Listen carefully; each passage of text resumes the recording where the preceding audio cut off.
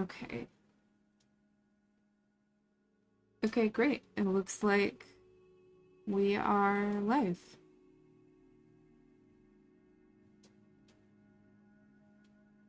Like, okay, that's fully live. Okay, hi. Um, so last week I kind of talked about some uh this song is so creepy.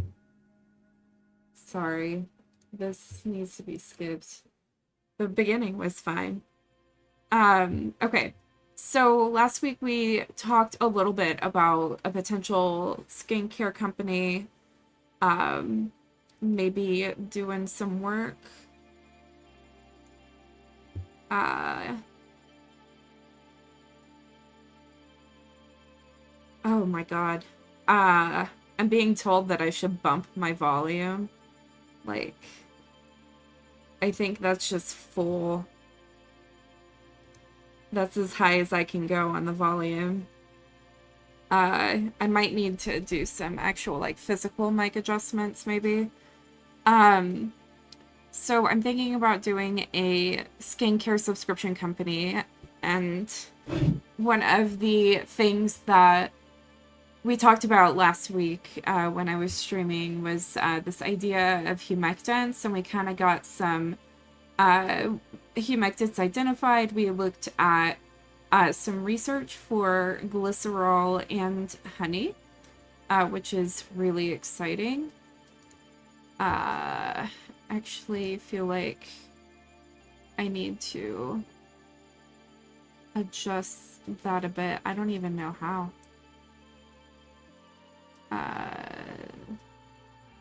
There.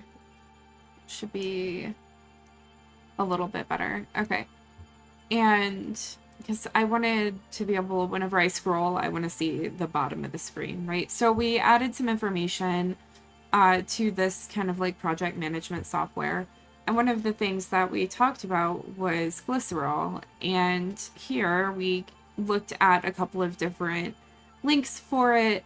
And I really just wanted to explain why I thought glycerol was a really good idea. So one of the things that we looked at was like, this is the chemical structure for glycerol here on the left. And what really struck me whenever I saw this is something I knew in my head but didn't explain out loud, is that glycerol is like a building block. And what happens in our bodies is these chains get added onto all of these three alcohols on the glycerol to make fatty acids. And a lot of people have a really negative opinion of fatty acids, but they're really great for our skin. And one way that you might have heard about that is with this idea of ceramides. And so you can see here, we talked about this particular skin layer last time, the stratum corneum, and it's kind of like your outermost skin layer. It's where skin cells really dry down and turn into this idea of corneocytes.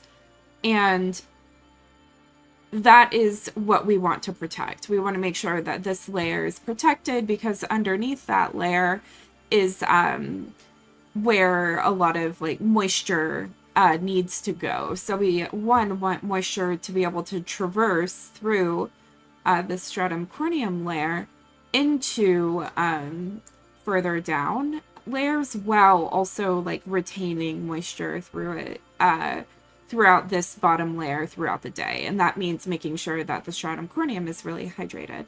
So we talked about these cells and how sometimes these cells will be larger and sometimes they'll be smaller. And I really just wanted to identify it's not just these skin cells that are in this tissue. It's also this other layer of fascia. And in that layer is what we have, like we have skin lipids. And sometimes that looks like a ceramide. Sometimes that looks like a cholesterol, and sometimes it looks like a fatty acid. You can see here, like it's pretty evenly distributed, where we'll have a multitude of all of these three different types of things. And so that's why you'll see ceramides in skincare quite a bit. But I think that one of the reasons why the research for glycerol was so strong is because it invites the building of not only fatty acids, but also ceramides. And what is a little bit unique to ceramides as compared to fatty acids, they're pretty similar. They both have this ester bond here, but the ceramides will have, let me see if I can pull up that information. Let's see. So this is the Google search I pulled this picture from. This is kind of what we've been talking about, is we want the barrier to be really good and we want to be able to retain moisture. Ceramides are this thing called a sphingosine. Might be saying that wrong. And what's unique about them in a fatty acid group, you can see here, these are all different fatty acids. This one is like fully unsaturated. And this one is a dihydrosphingiogene. It has this amine group, and that's what really makes these sphingiogenes unique. And that amine group is what you'll find in something like a ceramide. That's what the amide part and ceramide actually means, is this amide group, which the amide just says that there's this carboxylic acid here. And instead of the alcohol on the carboxylic acid, it's been replaced by this nitrogen group. So that's an amide. And so ceramides are groups of these substances that have like kind of a unique head group compared to a lot of the other stuff. So that's a lot of chemistry, but basically what it boils down to is I think glycerol is improving skincare products because it allows for the formation of ceramides, cholesterol, and fatty acids by supporting their generation, by adding this starting building block. The way that the body kind of moves through the system is it starts with the glycerol, and then it will add one fatty acid chain, and then another, and then another. And so to make this really good skin barrier where we were able to keep moisture in and other harmful substances out, basically this is the outside layer, this is the inside layer, so things will bounce off of this fatty acid area, and moisture will be trapped in this group here, or this part of the structure. So I think the reason why glycerol has been so effective in skincare is because it's that starting component. Basically, if you're able to add more ingredients, then you can make more things. It's basically, we're adding more flour whenever we're trying to make cookies. We're basically adding in something that might be a limiting ingredient whenever we add glycerol to our skincare products. So I kind of wanted to talk through that. Because like that went through my head as we were talking about it, but I realized I didn't really get into it overly much. And so that's why I think it should be one of the ingredients that we include. So that's what this task list, this discussion about glycerol and ceramides, that's where I wanted to start the conversation because we touched on it last time. And we've done that now, so I'm going to check it off of our task list. But some of the other things that I kind of want to look through are some additional research for some other humectant type ingredients for skincare. And I am just, yeah, so I want to go through, find some, at least like 3 research papers that discuss the addition of these particular ingredients as humectant agents in skincare moisturizers, and then we can move forward. I don't know if I want to identify emollients or occlusives. Like, that's a lot of chemistry in one day. So what I might do is move up this, work on this market research survey information. So I kind of wanted to start, not where we left off last time, but just kind of in that conversation. So one thing that for me, whenever I was thinking about starting the skincare line, that was super non-negotiable was the inclusion of hyaluronic acid. It took me forever to figure out how to say that, which is an alpha fatty acid. So I want to look at the chemical structure of that, and then I also want to look at some research about including it. It's a product that I found that draws water into the skin. So it's something that I learned both the easy way and the hard way. Easy way because someone told me, but the hard way, like, you want your face to be dripping wet whenever you put hyaluronic acid on it, just because it draws that much water. And what is kind of happening with hyaluronic acid, to my understanding, is if there's water in the stratum corneum, hyaluronic acid lives here because I believe it is a fatty acid. It's an alpha hydroxy fatty acid. That's what the AHA stands for. And so it's going to draw any moisture that's in this dried out layer into this more moisturizing layer. And so it's really important that you have like lots of water going on whenever you add hyaluronic acid to a system. So that's kind of where I think I want to start. And I want to do something a little bit different. We'll see how it goes. I do have my tablet where I can draw stuff out for you guys. We'll see if it's a good idea or not. Yeah.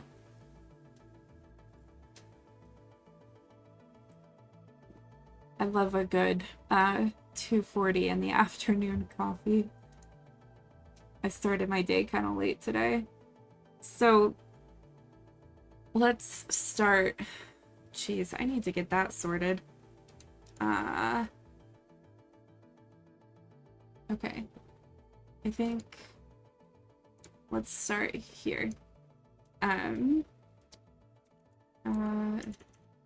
HA hyaluronic acid. That's not spelled quite right. There we go. Let's do chemical structure. Okay, so it looks like hyaluronic acid. It's a pretty complex chemical. Let's see what this is. Healthborne production. Oh my god. Okay.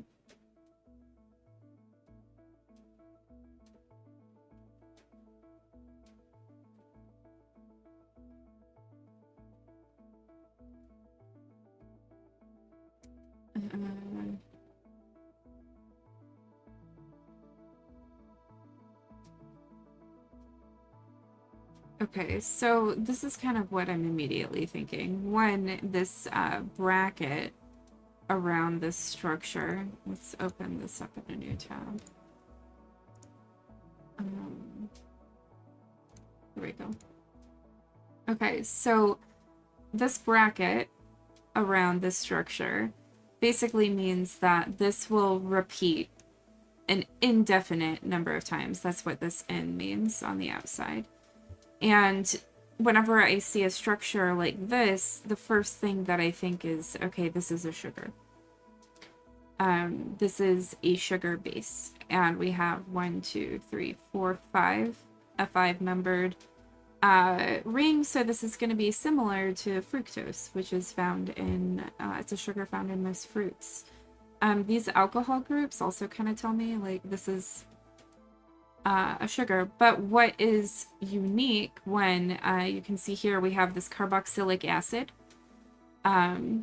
which is a little bit different. So this is why this is an acid group. And then earlier we were talking about those sphingiogenes.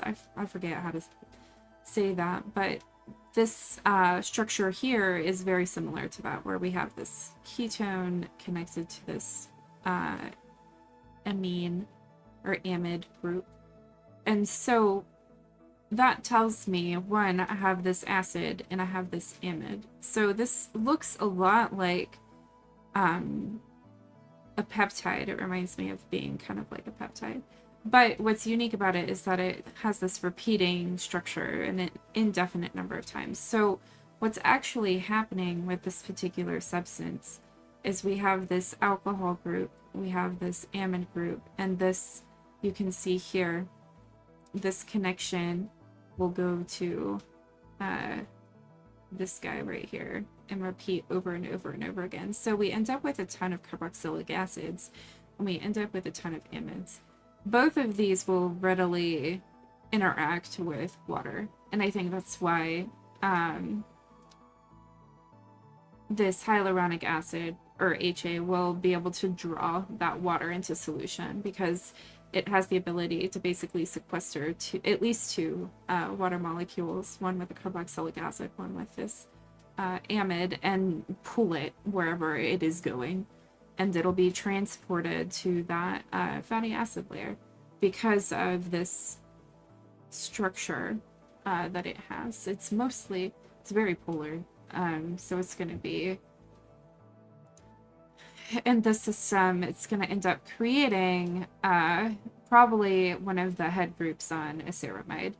Is what it will probably turn into. And then it just has that long, tangled chain of this like repeating structure. Okay, so that's a little bit about the basics of AHA. So last time we kind of just started here. That's kind of where I want to start again. Hyaluronic acid. There we go. And I want to be able to read the full paper, so whenever I use Google Scholar, I kind of just look for these links off to the side. Let's see. As you can tell, like, there's less than there was previously. There's, like, a lot of stuff. This one, we'll see. This is business admin. Yeah. Okay. This looks like kind of a review paper, or maybe like a chapter in a thesis. Okay, so they did a survey. They did an interview. Okay, so they did a survey. They answered questions. They were sorted by age, how long they've been using hyaluronic acid, side effects, visible good effects on skin, whatever that means, and if they would continue recommending it. They interviewed 3 people.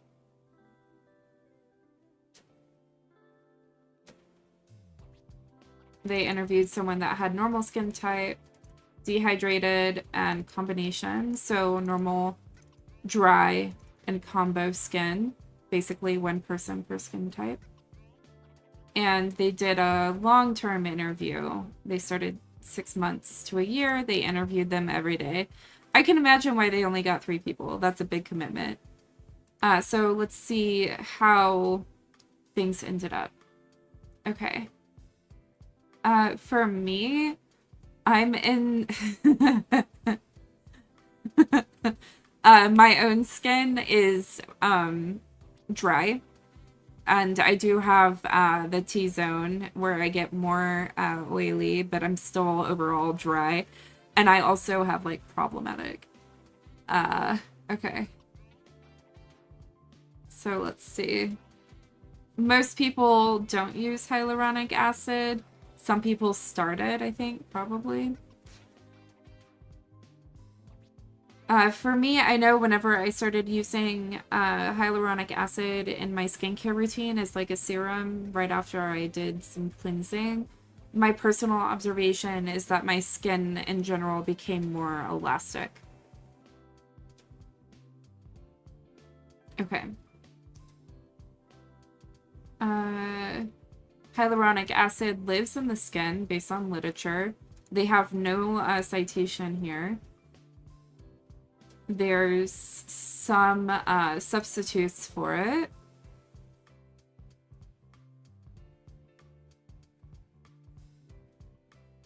Long-term usage is better, which makes sense if it's an ingredient that has to be added to a process that your body will participate in over time. Oh, they specifically wanted to use it for anti-aging. I don't think it's going to work for anti-aging, because the whole point of it is to draw water in. It doesn't necessarily do anything with the biological processes that create things like wrinkles. Okay, so I don't think that this is a super great article for us to keep. We will see. So this is from a thesis. Okay. And they had other papers as well.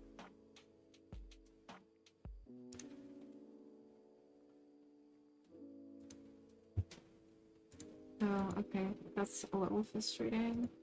There we go.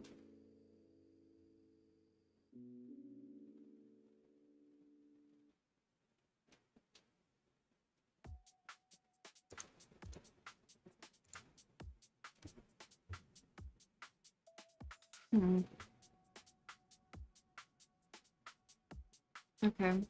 Interesting. Let's see here. So hydrolonic acid, which is HA, it's a biopolymer, and we talked about kind of how that happens as a result of that structure. The polymer is just this end portion. This end portion basically means that this has the potential to be a polymer.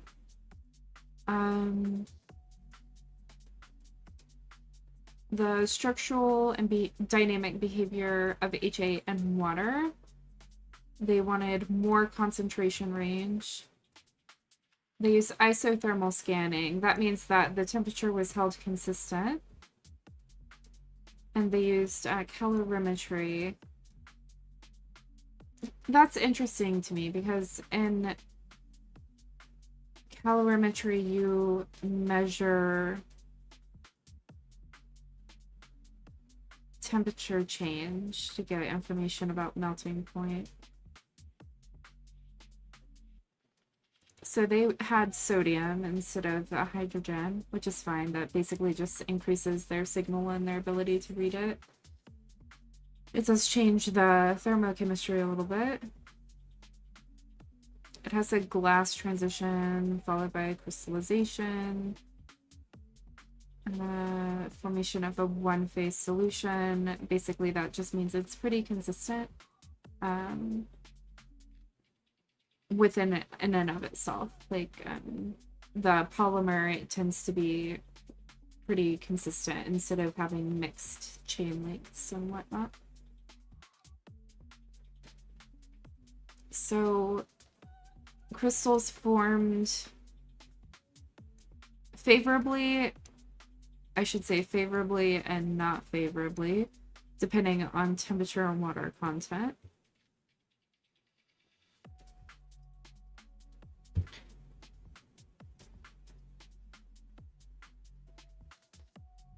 Okay.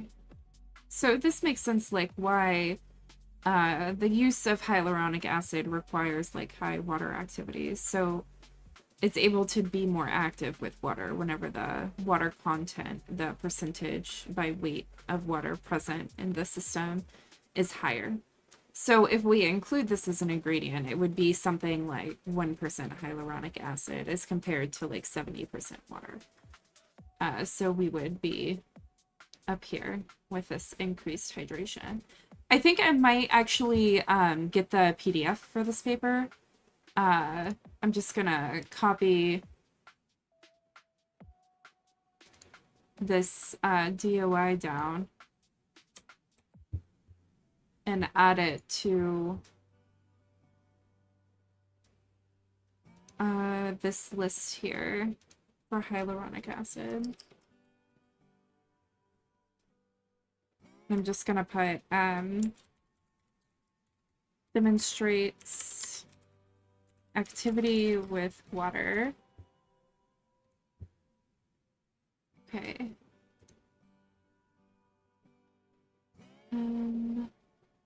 Again, they're looking at aging. That's so interesting to me. For skin quality and aging. If y'all didn't know, there lately in the academic space, there's been kind of like a big boom for aging-related technologies. So I'm not surprised to see like 2021 something about photo aging, 2022 skin quality and signs of skin aging, and then here anti-aging cream based on HA 2023.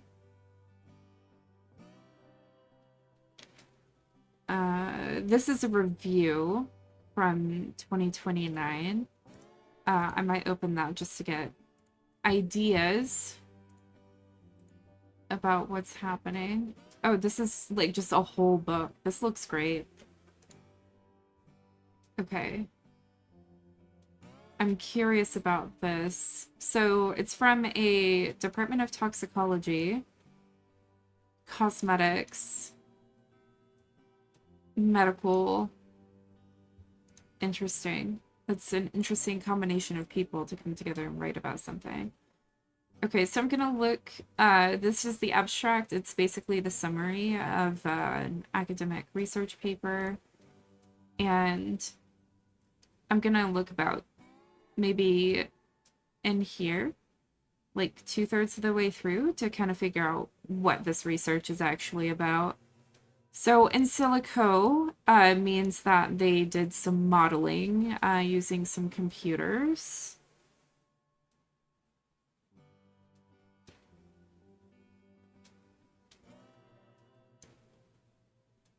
Here we go. As a result, appropriate cosmetic preparation with desirable physiochemical characteristics. They have a regulation that they complied with. They did a margin of safety calculation.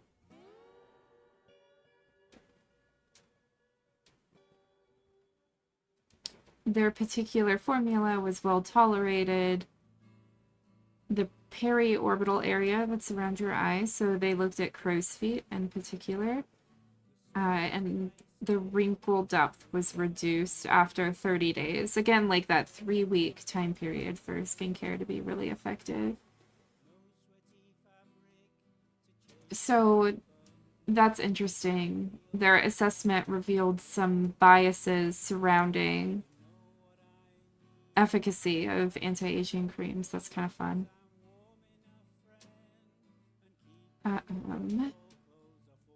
Okay, interesting. So they did hyaluronic acid. They also took the sodiated form, which we saw a little bit earlier with the crystallization study, and they encapsulated it. What that means is they basically took a lipid bilayer and put the sodium hyaluronate inside so that the body could digest it and absorb it as needed when needed. So that micro encapsulation is like a it preserves that ingredient state. And then I haven't seen anything about ectoin. I'm kind of curious about that. So I'm just gonna open that in a new tab. And then a botanical extract with no characterization. That's kind of funny to me. And then their graphical abstract is they looked at efficacy, they looked at safety for this anti-aging skin cream that they developed. They started with a product formulation, which is kind of what we're doing, developed a product, and then eventually got to this idea of QC. So I think this paper is going to be really high yield for the skincare company in general. Here you can see the difference between some stuff that's going on so far. Like this pink line at the very top. That's the stratum corneum, and then this is the more moisturized layer beneath it. And then this is really what constitutes your skin barrier, is the combination of that stratum corneum and your epidermis. And then once you get to your dermis, that's where you're starting to be like inside your body a little bit. And then there's the hypodermis, which is just a fat layer of fascia, and then you have muscles underneath that. So this is kind of like the full, this is the organ of skin. This is the entire organ, from exterior to where it meets the other interior of your body. And what ultimately they're arguing causes aging is in this dermis layer, which is beneath that hydration layer. You can kind of see that where the epidermis meets the dermis, that there is some fracturing in aged skin. And this is what ultimately causes wrinkles, is you'll end up with this divot because this support between the epidermis and the dermis kind of breaks down over time.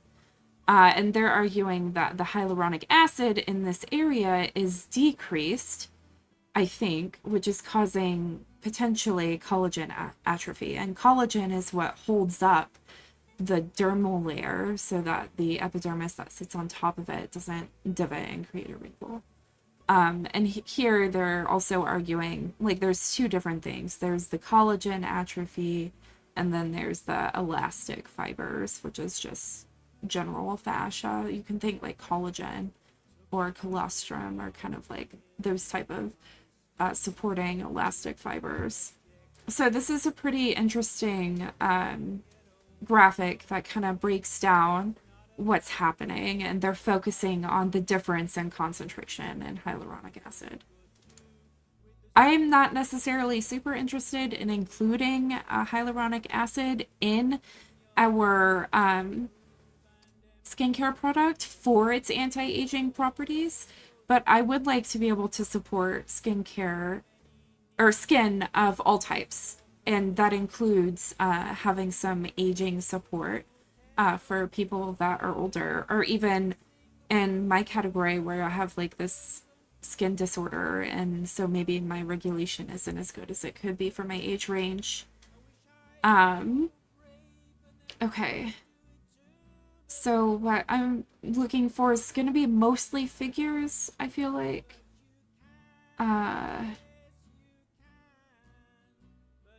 Okay, let's see what they did. Interesting.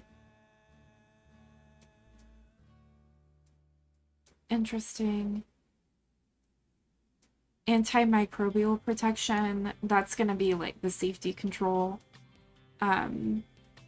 If you're using a skincare product over time, what gives it shelf life is the lack of these different types of bacteria. So if you notice your skin starts breaking out, maybe you're saving a skincare product because it's been discontinued. I found this out for me recently for one of the things that I like to use. It broke me out so bad, and I think that's because the protection for microbes probably is fading. Okay, so they looked at the surface of the skin before and after the aging treatment.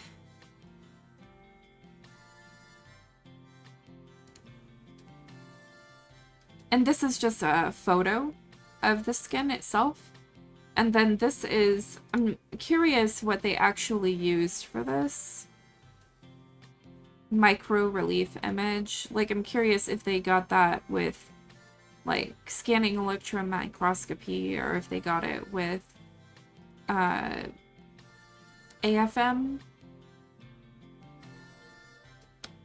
I forget what that is, but it's the same technology as like reading vinyl records. You basically just have a needle that will kind of just like drag across the surface, and will be able to give information about depth. So I'm kind of curious about that. What's interesting to me is it's not just that It's that everything is shorter over time. So I'm wondering what's going on with that. It's not that the deep areas are less deep. Like you can see that they have the same coloration in this region here, which I believe is here. It might also be here. It's not that it's less deep, it's that these are less tall. I don't know if that makes sense. Yeah, that's curious to me. And then here's like a chart that describes what's going on.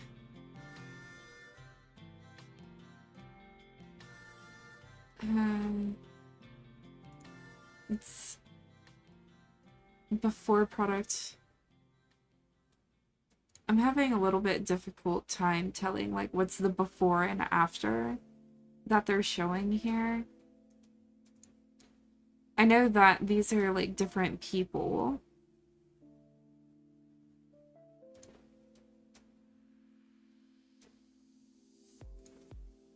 This is their survey results. This is like a radial plot. And so as you start on the inside, that's the minimum. And as you move closer to the outside's the maximum. And so this is kind of what people said about their particular product. This is kind of like great guidance for the market research, actually. I think I might copy this.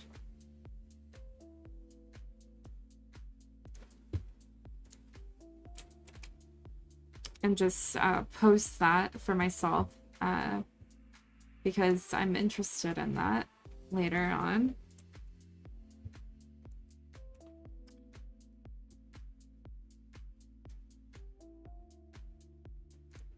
Okay.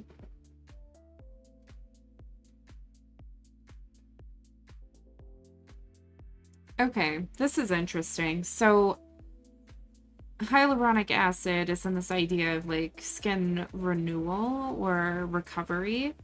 Might be a better way to kind of say that.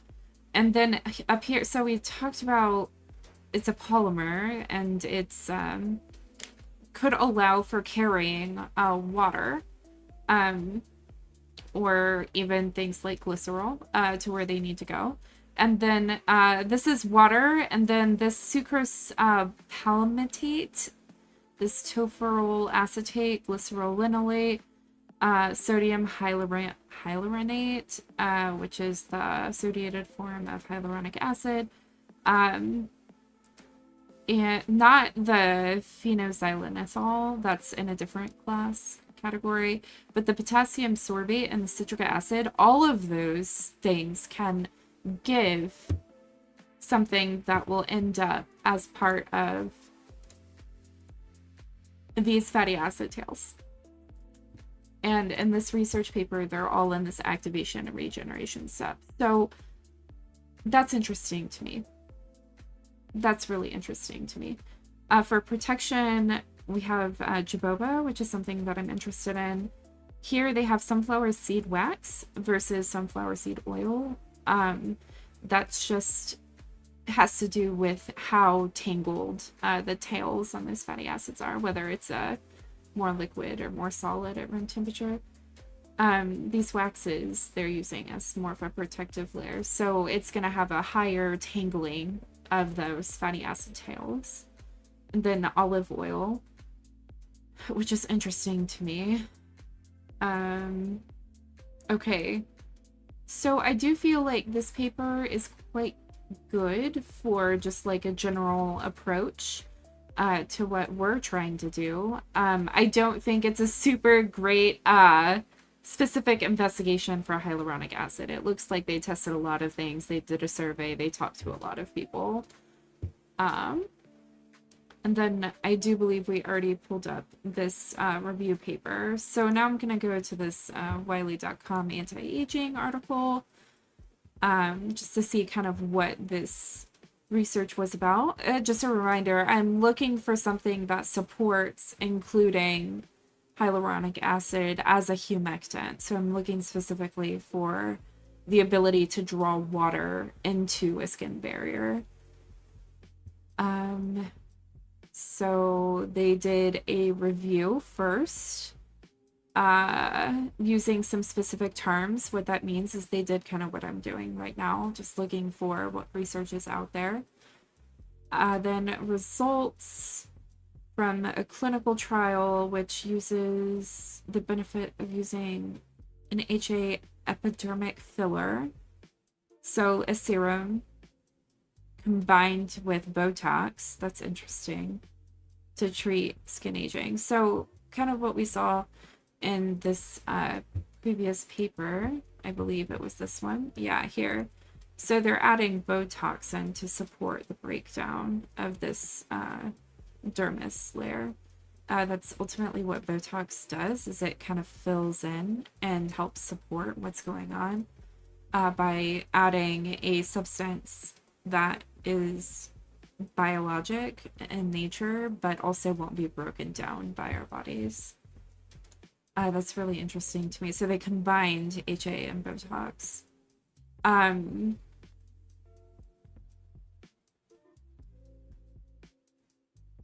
It looks like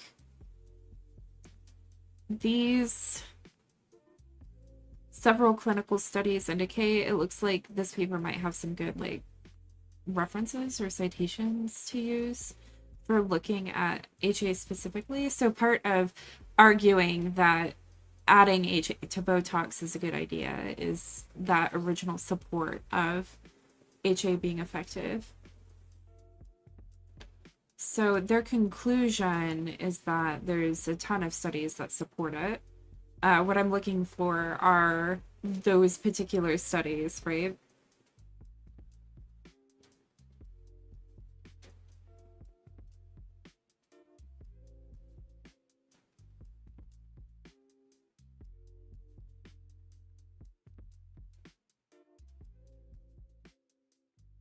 So basically what this is showing is if we apply HA as a serum on the top of our skin, it will bind there, but it will also penetrate into the epidermis where that more hydrated area is, and also bind to the cells there and do actions. Then it will pass through this basal layer, which separates the dermis and the epidermis, and also act on the dermis skin cells. So like all of the skin cells, all three layers have interactions with HA. It's really interesting.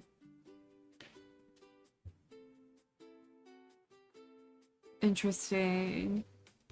So this talks about some different types of skin issues. Structure is like scarring over time. Neuroendocrine has to do with nerves and how they interact with our hair follicles and whatnot. Then thermoregulation. This is pretty interesting.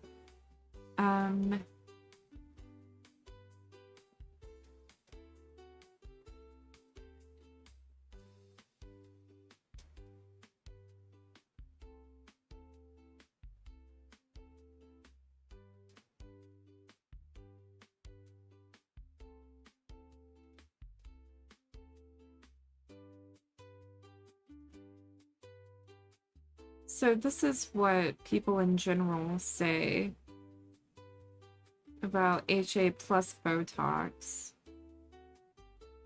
versus Botox alone. It looks like it creates a longer lasting effect. That's an interesting paper, but I don't think there's anything in particular. Again, I think the references are going to be really high yield. Okay. Okay, here we go. An increase in skin hydration immediately after application with sustained increase 6 weeks out.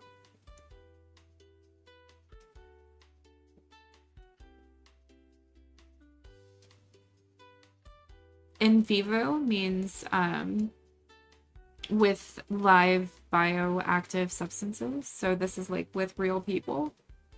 You can see 40 women participated.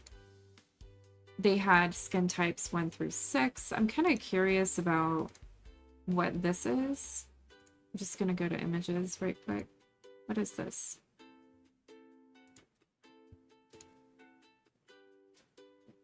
Okay, so this just says that they included all of the races in the study. I love that.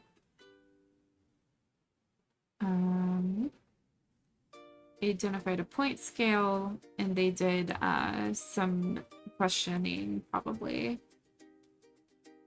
And then in vitro means with analogs, like with expressed stuff from bacteria or general products. Okay, so this is the clinical study. Figure 1, week 6.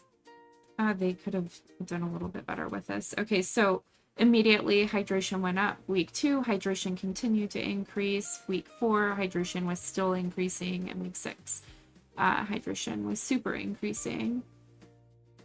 Let's see if this will take me. Yeah. Okay, then they have some photos of some people. This is kind of what we just looked at. But this is still in vivo. And here's the in vitro results. So this is interesting. This is hyaluronic acid, untreated versus if you apply. And in the epidermis, which is that more hydrated layer directly under the stratum corneum, which is the dehydrated layer that provides the skin barrier, so this is immediately below it, where HA is actually effective and where it penetrates to is the dermis. And so this is the biggest reason why I want to include HA in something like a moisturizer, is because it does support in the deepest layers of your skin, which sometimes have like the least amount of hydration because they have to penetrate through so many layers in order to get there. Okay.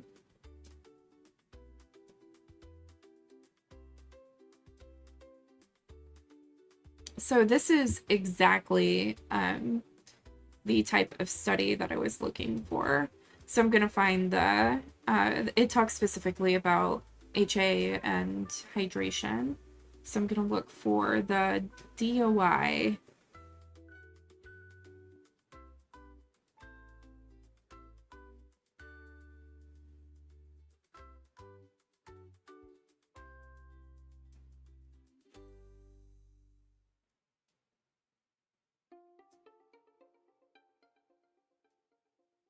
It's probably this here.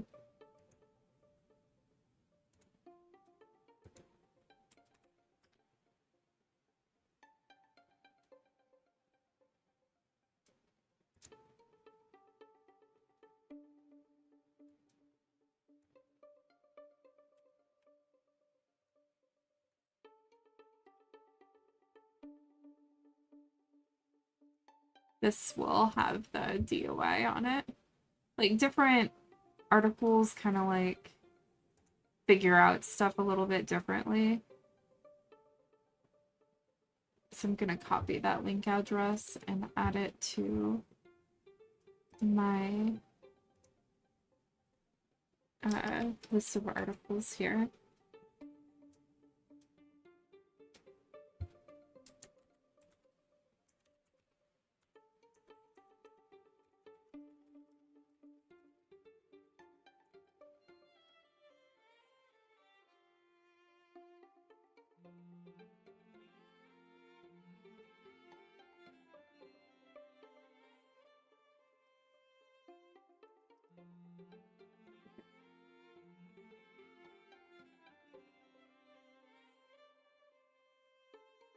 So that is 2 separate articles.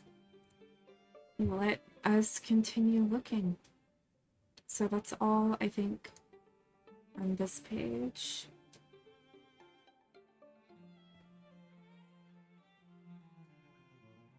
This looks like a review article.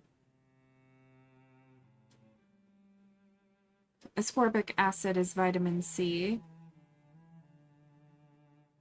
Cosmetic films, that might be like a mask or something.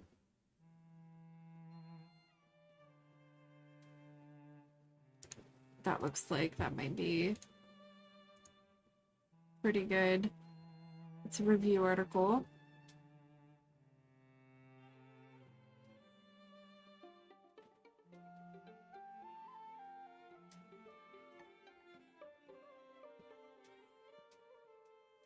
Here we go. This is what I was interested in too. So because it's a polymer and it has that ability to continuously add chains, you can, and it tends to be pretty consistent throughout the entire substance. Like you can get hyaluronic acids with different amounts of length of polymer. And so that's what this is showing, is this is the lowest weight, the middle weight, I forget what that term is in boxing, and then this is like the heavyweight. And the applications are a little bit different. So really light HA helps with anti-aging and wound healing, whereas this hydration is this like middle weight. And then whenever you get to heavyweight, it's going to turn into closer to a solid, so it's going to be more protective. And what I'm really looking for in a skincare moisturizer is this moisturizing effect. So I really like that it has this molecular weight. They found it in this particular citation, so I might go pull that. But I think in general, like, this is a good conglomeration of resources. Like, somebody has already gathered all of the resources together that they could find and decided it was important enough to write about. And this is kind of like a repository of that information. So they specifically have this hydration and moisture retention section has this additional link here. So I think what I'm going to do, this went straight to the PDF download. I'm kind of curious where this was published. Institute of Pharmacy, that's fine, that doesn't bother me. And here is the ORCID. Okay. That is like a specific, as you can see, it takes me directly to the article, right? So this is actually an identifier that I can use. I'm just going to go ahead and add this here. And right now I'm being a little bit lazy because I just have this one piece of information, right? I could have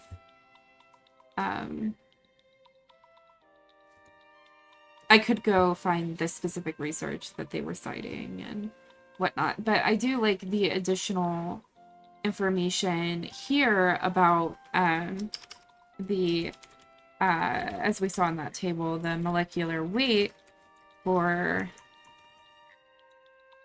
a, oh, you can't see what I'm typing, for a moisturizer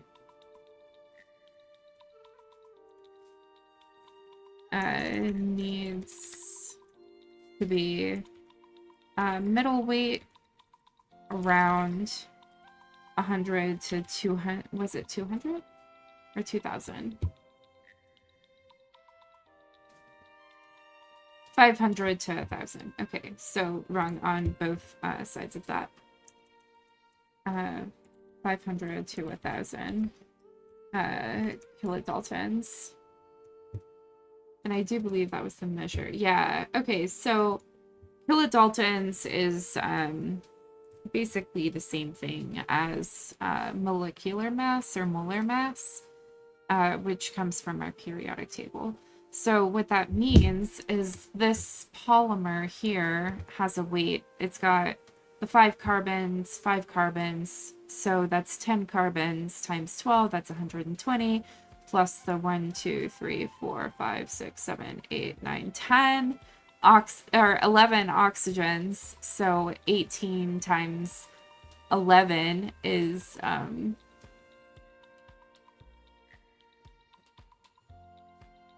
number that's really high. So is there going to be like one repeat of this to get to that 1000, that 500 kilodaltons, which is like 500,000 molecular weight? Or is it going to be a long chain of like 50? I think it's going to be a longer chain of like 50. Something like that. Okay. And let's just get that updated. Okay, I'm gonna hit save there. I feel like we have 3 articles for hyaluronic acid, so I'm gonna go ahead and check this off on the to-do list. And on our stream to-do list, that research about hyaluronic acid, I'm going to hit as a check. Now, something that I said earlier is that AHA and hyaluronic acid are the same thing. So let's figure out what the difference between AHA versus HA. Hyaluronic acid is HA, whereas alpha hydroxy acid is the exfoliant. Okay, so they're different. So hyaluronic acid is what we want as a humectant. Alpha hydroxy acid is something that might be more like exfoliating. So if you have problematic skin, AHA can be helpful to remove dead skin cells. Thank you, AI overview. So that's something that I might want to, that's not something that everyone could benefit from. It's something that specific people with specific skincare concerns could benefit from. There's AHA, BHA, and then I think there's also like, it's not called CHA, it's like gamma HA. But that's something that I will look into at a later time as a specific kind of ask. So now let's try to find some information about sorbitol.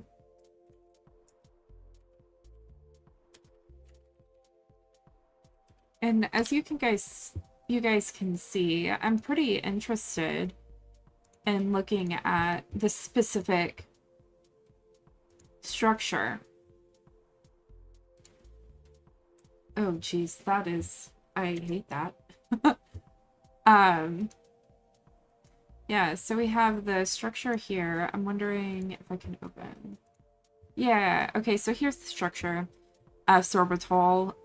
What these, so this is in the page, like meaning like in plane with the page. So if I have a piece of paper flat on a table, this central line is going to be flat on the table. These dashes are going to be below the table, below the piece of paper, and then this wedge is going to be coming out of the paper. So sorbitol has like a restricted type of chemical structure. And just like with the glycerol, we have the 3 alcohol groups. Here on the sorbitol, we can see we have 1, 2, 3, 4, 5, 6 alcohol groups. So I do believe that sorbitol can be turned into glycerol by our body, probably. I don't know that for sure, don't quote that, but maybe. It looks like it might be able to. If I cleaved here, then I'd have 3 carbons with 3 alcohols. So that's probably why sorbitol is considered in skincare, something along that line. So let's look up sorbitol action as a humectant. Interesting.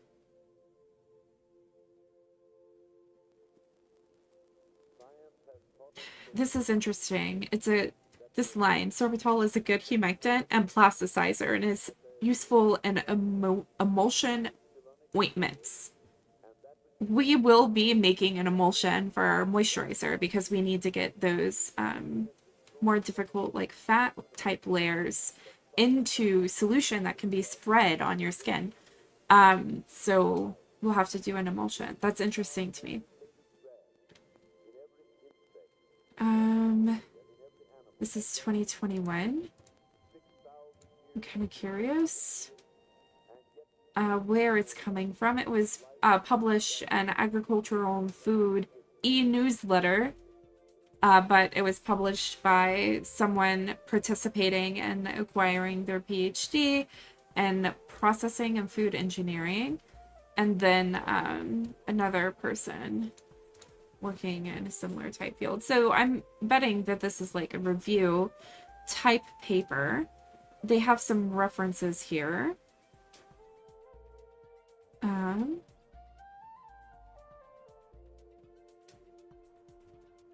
It's interesting that they talked about it here. Let's just see what they say about sorbitol in cosmetics. It's a humectant and oil to water mixtures. Reduces water loss from oil and creams and is an emollient. 70% useful additive. The aesthetic appeal of glycerin carboxylic soap by giving it transparency. That's interesting.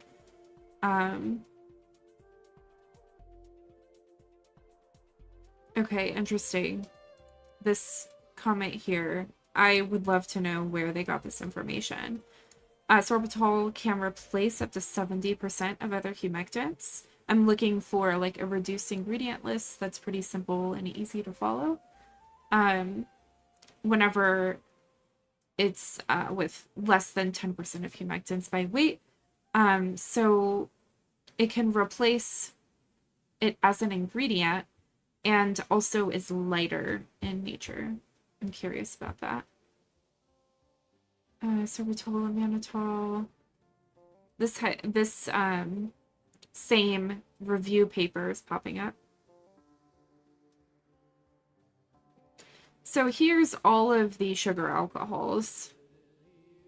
Sorbitol, xylitol, glycerol, which is on our list, arbitol, inositol, maltitol, and lactolol.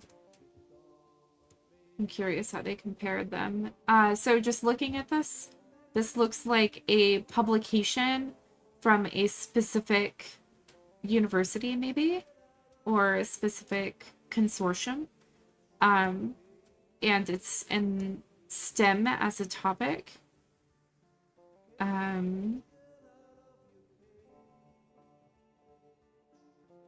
Yeah, I think it's probably from a consortium. Okay, so let's see. Sorbitol is a sugar substitute. Okay. That's all it says. Sorbitol acts as a laxative by drawing water into large intestine, stimulating bowel movements. That's not what we're looking for. Glad that action is present. Don't worry if you put sorbitol on your face, it will not migrate to your large intestine randomly. Okay, let's see here. Properties. Relative sweetness, energy, glycemic index, laxatives, and dental acidity. Okay. Here's the structure for sorbitol. You can see that this is upside down compared to what we looked at earlier. They just flipped it over because these three alcohols are now coming out of the page and this one dashed is going into the page. It talks about the synthesis. You take glucose, you throw some NAD at it, which is one of the substances that our body uses for energy. Then there's an aldehyde reductase and you end up with sorbitol. So like our body does make this naturally, is basically what this is arguing. You can also have glucose. This is the tyrosine on the specific alcohol reductase. It's part of the enzyme that's doing this process of cleavage. And basically what happens is on this glucose, there's this aldehyde group that gets hydrated using a hydrogen from NADH and turns it into NAD+. Okay. So let's see. Other healthcare, food, and cosmetic. I'm looking for cosmetic usage. It's used to treat hyperkalemia, which is interesting. It's used in culture media to distinguish E. coli strains. Interesting.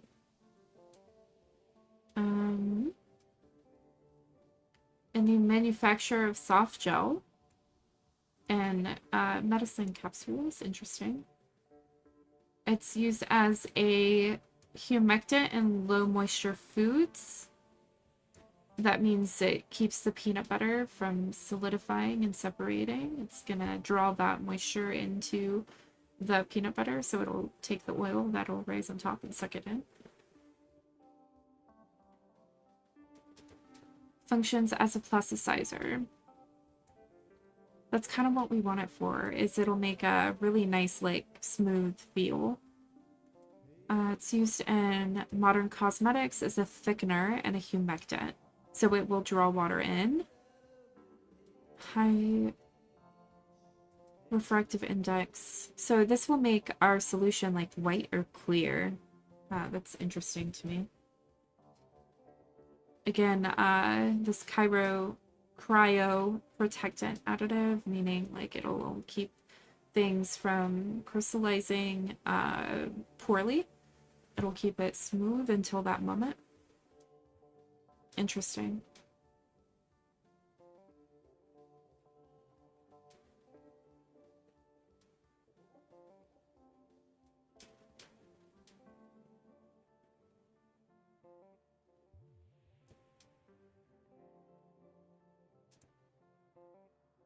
So, sorbitol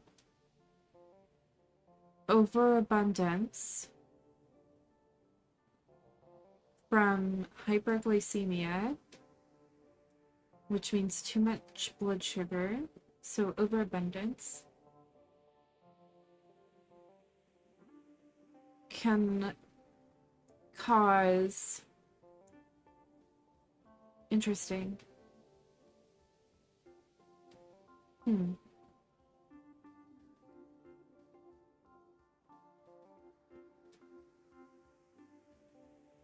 Okay, interesting. Just because it's in here, I want to look at what is said about glycerol.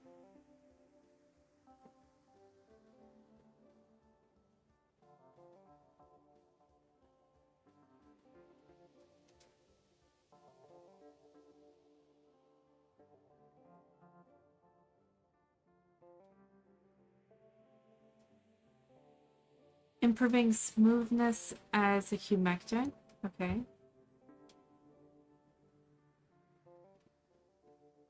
I do believe that it has the sponification action, or saponification is what I should say, which comes from things like soap. Sorry, I just realized I haven't checked in on chat in a while. Hello and welcome, views and viewers, and people that might be watching this as a VOD. So whenever glycerol is included in soap, I do believe glycerol soap is one of the older versions of soap. I think it came after lye soap. Draws moisture up through the layers of skin and prevents slow or excessive drying or evaporation, which is the purpose of humectants. Okay.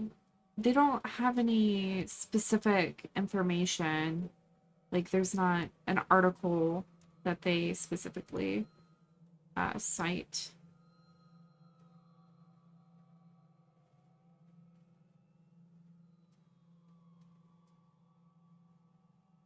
Okay, so after they talk about all of these guys, all of the different sugar alcohols. Oh, that's just the end. Okay. Interesting.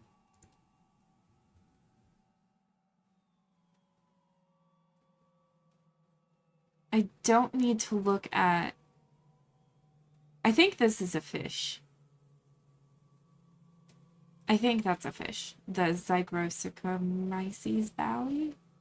I'm butchering that horribly. I think that's a fish.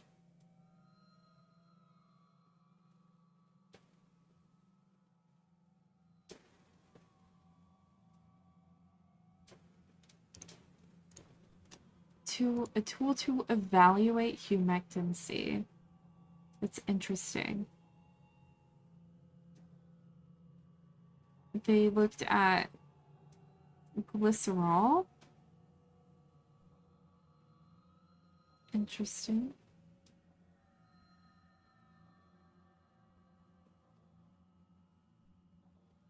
I'm wondering if they have sorbitol in here. Because that's what we're looking for, right? Sorbitol.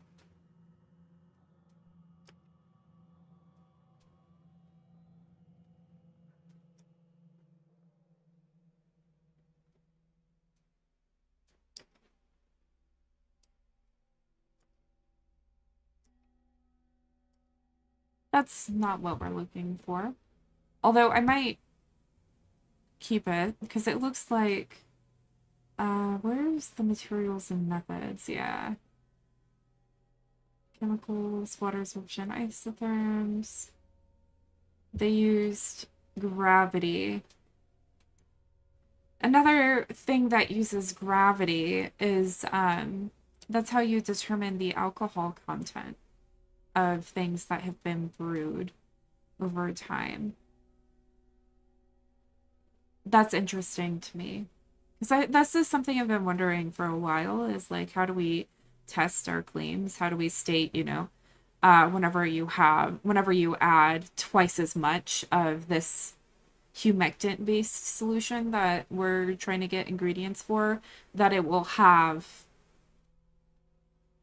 X impact as a humectant. So this is interesting. What's also interesting to me about these graphs is that they are all logarithmic. And I'm curious what RH is. Relative humidity. Okay. So how much water did the substance draw in from air or from having water sit on top of it? That's interesting. That's really interesting to me. And then they just raised the temperature and then looked at how the gravity changed based on that. That's really interesting. That's a great idea for testing what might need to happen. So I want to look for the DOI. Sometimes they're in weird places. There it is. Copy link address. Let's go. So I'm gonna just add a comment. Found a potential method to quantify the amount of humectant action. There. That's interesting. Okay.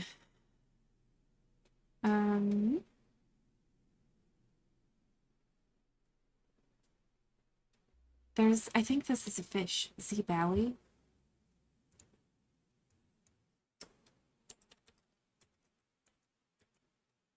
Oh, it's a fungus. Okay.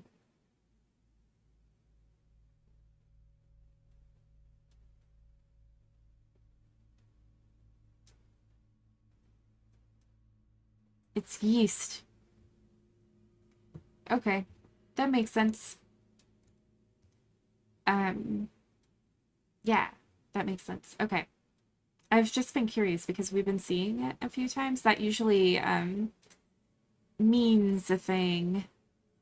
Ooh, I love this. Anytime I see this article, like 1957, that means it's potentially like a foundational article, where they were originally starting to figure out, like the action of certain things.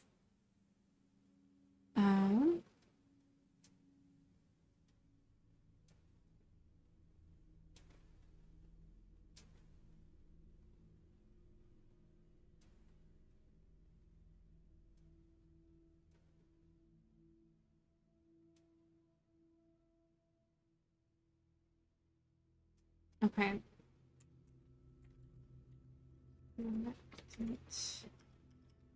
Okay. And the manufacture of emulsifying agents. Let me see if I can find.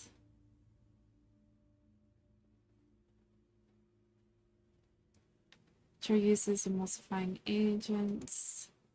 Food, the reason why foods keep on popping up is because, like, in these systems are things like coconut oil, olive oil, avocado oil. Like, those are all things that we consume and eat, and they do contain fatty acids, and a lot of fruits or vegetables will also contain sorbitol. And so that's why we keep on seeing, like, food science popping up, not just cosmetics.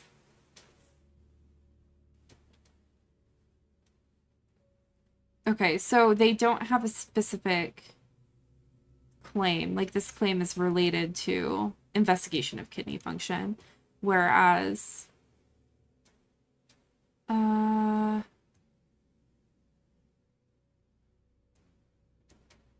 so this is interesting. So this is a system that isolates sorbitol and figures out how much of it is present, I think. That's kind of what it looks like. Like, these different tube systems are a way to do that in the analytical chemistry. So I'm kind of curious what his conclusions. Okay, so for a syrup containing sorbitol, had monoanhydrides and dianhydrides in a specific ratio by weight. So we could figure out how much lightweight, heavyweight, middleweight sorbitol we have with this system. This is really interesting. Okay. And it doesn't look like the chemicals are too crazy. So you have to have your sorbitol solutions, you have to have butanol, which is just 4-carbon alcohol, and ethanol, which is a 2-carbon alcohol. This could be done with Everclear, honestly. The butanol is probably going to come from, like, a chemical manufacturer, not gonna lie. Then potassium perodate. Perodate, I'm trying to remember exactly what it is. I know it's a substance. Yeah. It's got a ton of oxygens on it, and it's got an iodine. Okay.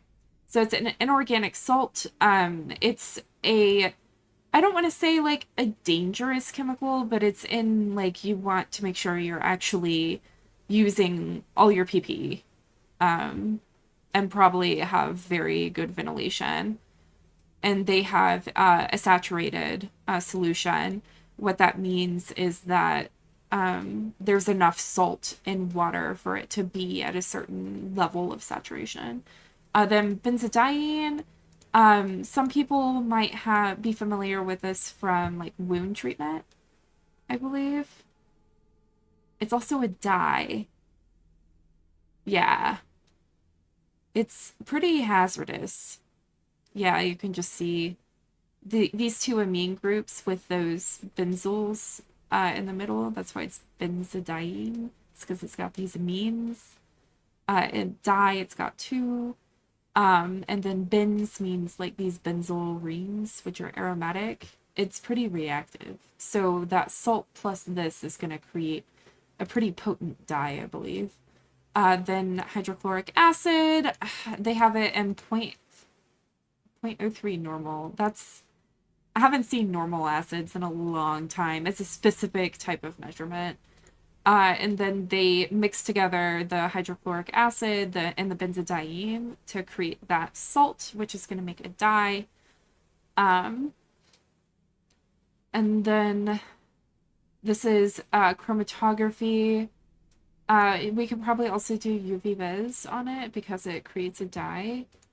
And so, like, this very specific salt solution that has some mixture happening with it is going to specifically grab onto the sorbitol, and depending on if it's light, medium, or heavy, it might bind differently with different wavelengths, is what I suspect. and they're doing the chromatography paper to get a separation so that they can get the lightweight, medium weight, and heavyweight kind of sorted out. So this would probably be pretty well suited for something like LCMS, honestly, which is liquid chromatography in tandem with mass spectrometry. But it doesn't have to be that way. It could be that way. It doesn't have to be. I love looking at these older papers to figure out kind of how they solved complicated problems. So he has the specific procedure, and then we already talked about the specific results. You're able to get the light, medium, heavy out. So I'm actually going to, let's see if this has the DOI on it. It does. Copy link address. Okay. Let's go to, let's do quantification of, quantification, I'm going to say and classification of presence of sorbitol. And I realize I'm talking about this like light, medium, heavyweight. That's for hyaluronic acid. Sorbitol, because of the amount of alcohols on it, it has 6 alcohols. They can readily adhere to each other to create like a complex type crystal structure for sugar. And so that is curious to me as well, is like how much of it can we get? Okay, love to see that.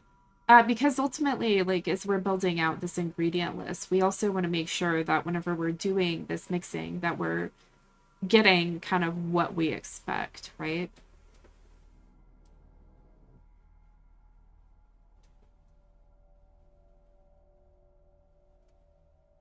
Challenges for drug absorption and bioavailability.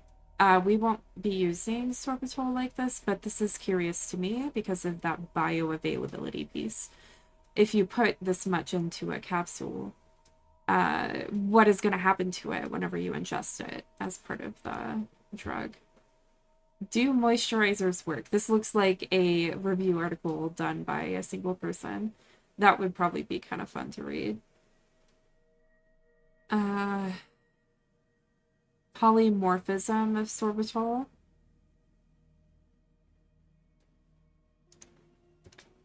That's kind of what we were talking about with the crystal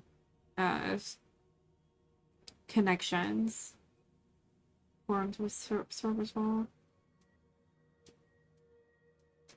Okay, this,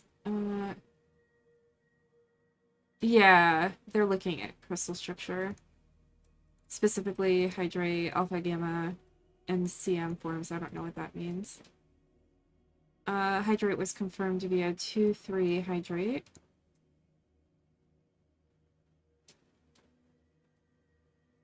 This is interesting. That means that for every 3 sites of water attachment to sorbitol, 2 of them will be occupied, I'm pretty sure. I'm not seeing any figures. As you can see, like I mentioned, I might go get this PDF later. I do have access through the University of Utah because I'm a student there. So we'll see what happens.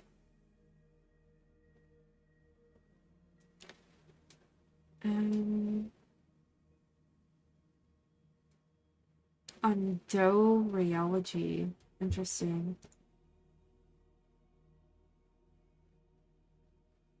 This would be interesting to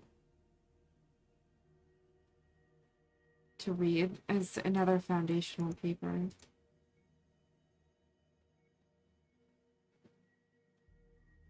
Here we go. This has been cited quite a bit as well compared to some of the others that we've looked at.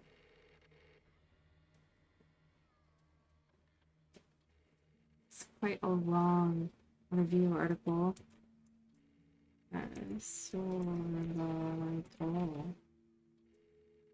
Okay. Treatment of solvent damage, guinea pig footpad. So that's the guinea pig feet. If they had sores, they would put on a humectant solution. That the SC, what is the SC?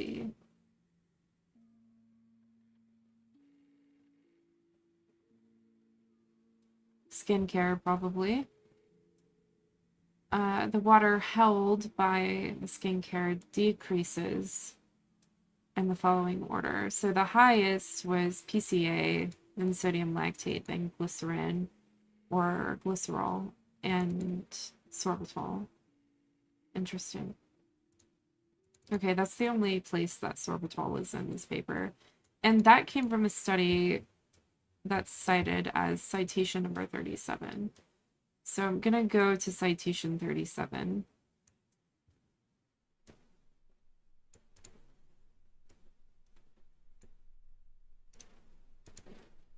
I'm going to copy that. I'm going to paste it here. And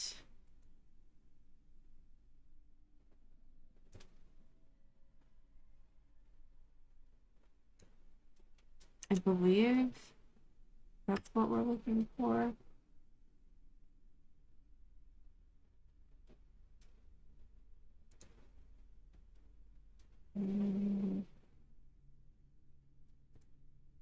Okay, not quite. We just need to get...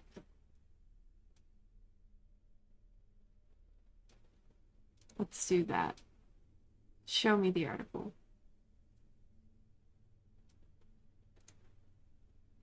I love PDFs sometimes, like... There we go.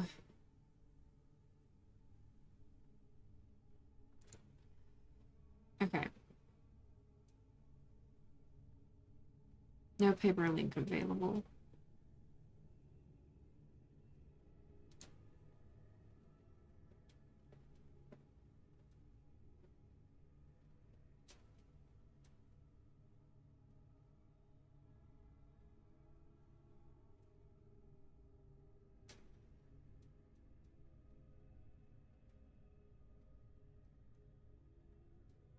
Yeah. That makes sense. Because the sugar alcohols are going to be soluble in water. So, like, whenever you want, that's why you cleanse first.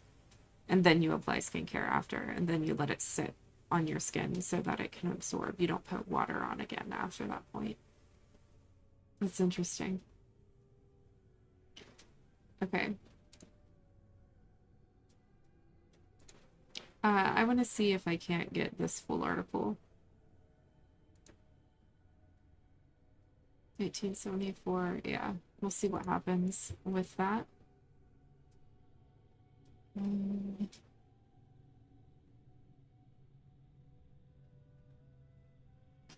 Hour and a half, still doing good. I just got jump scared by a friend that's on this call with me. It scared the crap out of me. Yeah, I'm still... He asked me if I was doing okay. Yeah, I'm doing okay. I think I'm gonna wrap up this sorbitol search and revisit it at a future time. I've got sorbitol with nothing. And then I've got hyaluronic acid sorted. I need to get propylene glycol, which we haven't seen anything about, but we have seen some additional information about glycerol and that it's better than sorbitol, basically. But I do think I want to kind of start wrapping up for the day. I'm getting tired and it's getting a little bit late in the day. But I'm really excited with the progress that we've made. As you can see, like, whenever you're doing research for stuff like this, it's not necessarily linear. You end up with things like potential QC work, and you end up with other ways to quantify the things that you want to claim while you're trying to find specific research about how something has a certain type of action. We have not found a single article yet for sorbitol. That's kind of scary to me. But I do think I want to wrap up for the day. Yeah. Thanks for coming and watching stuff and chatting about stuff. And I will see y'all next time. All right, bye.